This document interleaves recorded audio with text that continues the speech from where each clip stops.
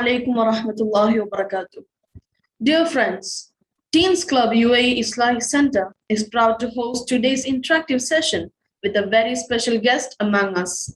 I, Mursil from Abu Dhabi, take great pleasure and pride in welcoming brother Hafidh Shaheen bin Hamza, who represented India in the King Abdulaziz International Quran Contest Makkah and earned the 10th position.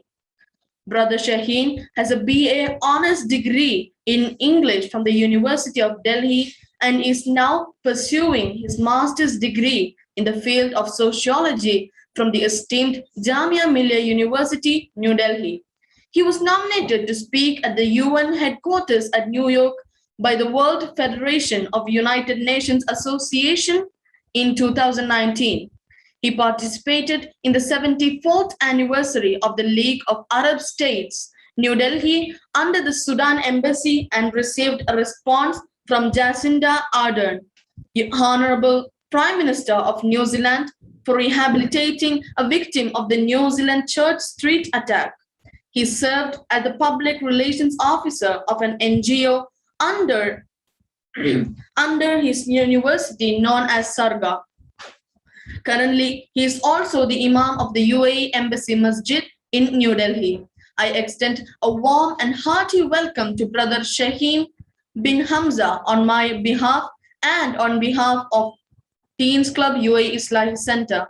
I also extend a warm and hearty welcome to all the participants of today's program on my behalf and on behalf of Teens Club UAE Islamic Center. And last but not the least, I would like to extend a warm welcome to Ms. Jasmine Sharafuddin, who will be controlling today's program on my behalf and on behalf of Teens Club UAE Islamic Center. Assalamu alaikum wa rahmatullahi wa barakatuh. Thank you very much, Mohammed Mursil, for that hearty welcome. Now, without any further delay, I would like to invite Brother Hafidh Shaheen bin Hamza to address the participants. And today's topic is how the Quran talked to me. So Brother Shaheen is a good friend of mine. So I would like to invite Shaheen to take the stage. Thank you.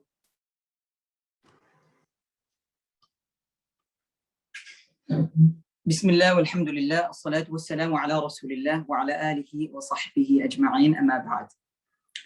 Thank you for having me here. And thank you, Mursil and Jasminta and Sabirka, and I have my senior who is a spectator among you. He is Benna Sabah, he's there. And boys and girls, ladies and gentlemen, this is your brother Shaheen Hamza. As Mursil told that I'm currently pursuing my master's in sociology from Jamia Millia University, New Delhi. Along with that, I'm pursuing a Qiraat course based on tonality, modality, like that, from the reputed Majmu' al-Quran al-Kareem, Holy Quran Complex based in Sharjah, which is under the supervision of the His Highness ruler of Sharjah, of Shariqa, Sheikh Sultan Muhammad al-Qasim. Alhamdulillah. So it's an honor for me to be invited by the reputed club, mashallah, namely Teens Club, under the supervision of the Islamic Center UAE. So the topic of this session is a little bit exaggerated, I think. The topic is, how did the Quran talk to me? Did really Quran talk to me? Seriously, I don't know.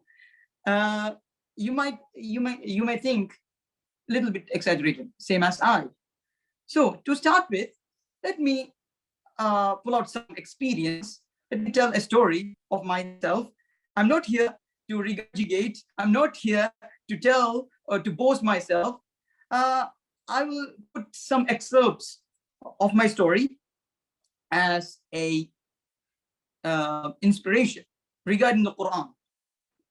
So back in the 90s, I was born in Saudi Arabia. I was born and brought up in Saudi Arabia, in the cultural capital of Saudi Arabia, which is Jeddah. So in my childhood, I was really fond to be a sporting empathizer, be it cricket or football. I used to be with the Pakistani Wala cricketers, the child groups, and with the Arab, pals for playing football. Alhamdulillah, it all started like that. And I used to have this friend zones based in schools and madrasas who used to accompany me, who used to hang out with me in the PlayStation hubs and in the tournaments and playgrounds, parks, etc. So I used to be like that kind of kid. So never ever think me as a kind of big scholar. I'm just as average as a regular student. I consider myself as a regular average student who used to have this kind of compassion. And I used to do the chorals with my friends, with my parents, everyone. And I used to bunk my classes in regular basis. So I used to get good marks, like be it in madrasas or in schools, I get good marks, like 10 marks out of 50 marks. So that was kind of a good marks I had. Alhamdulillah. So that kind of averageness I had. Alhamdulillah. It all started, the influence of the Quran started when my father, when my mom and dad took me into the masjid by carrying me on their back. So our masjid was near like 10-15 meters from our flat. So we used to be a regular visitor. I used to be a regular visitor when I was like 2 to 3 years old. I used to hear the melodious sound of the Imam.